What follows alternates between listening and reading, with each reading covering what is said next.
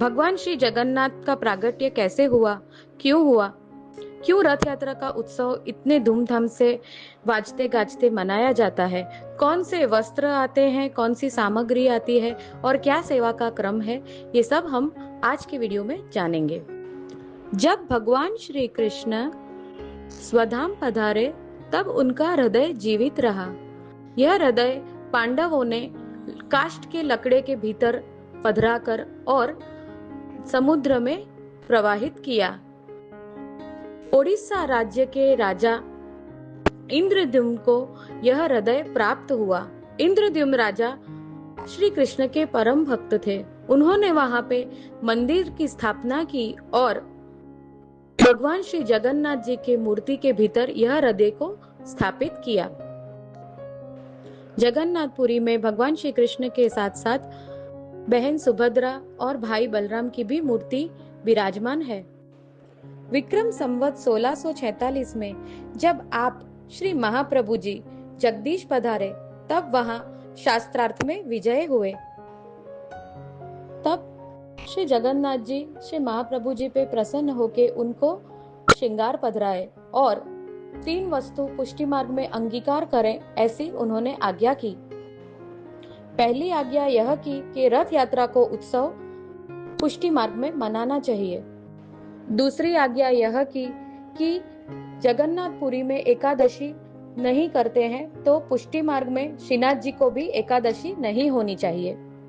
तीसरी आज्ञा यह की कि जगन्नाथपुरी में बैंगन के शाक की विशेष सामग्री रोज आती है तो श्रीजी में भी 12 महीना बैंगन अरोगे। यह तीनों वस्तु श्री जगन्नाथ जी की आज्ञा से पुष्टि मार्ग में आई। तब आषाढ़ शुक्ल दूज को श्री महाप्रभु जी ने अडेल में सर्वप्रथम रथ सिद्ध करवाया और उसमें श्री नवनीत प्रिया जी को विराजमान करके बड़े धूमधाम से वाजते गाजते रथ यात्रा का उत्सव मनाया। जो व्रज के पति पूर्ण पुरुषोत्तम व्रज संबंधी लीला के सिवा कुछ नहीं जानते हैं तो ये मर्यादा मार्गीय उत्सव कैसे संभव होगा। तब श्री हरिराय महाप्रभु ने पद में गाया है, मैया रथ चढ़ी ही डोलूंगो।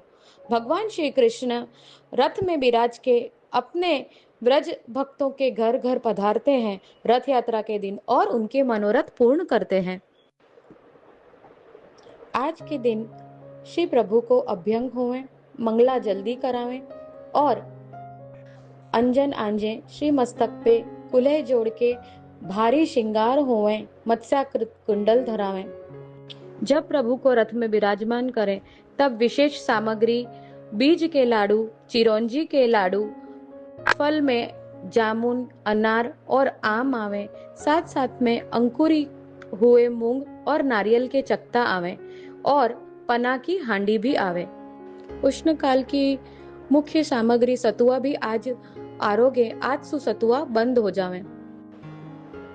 आज से वर्षा ऋतु को प्रारंभ होवे यासु सभी समय पे मल्हार के कीर्तन गाए जाएं। रथ को कीर्तन राग मल्हार।